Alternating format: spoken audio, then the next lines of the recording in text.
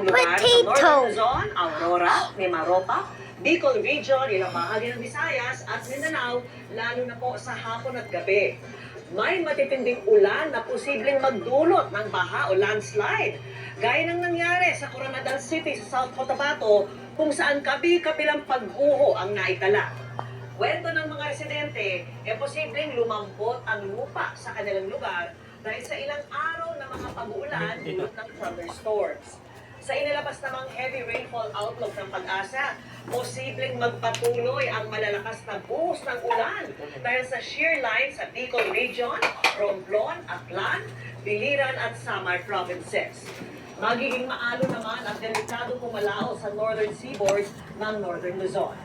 Samantala, sa mga hahap, Sit down here. Views, vaya, vaya, vaya, vaya.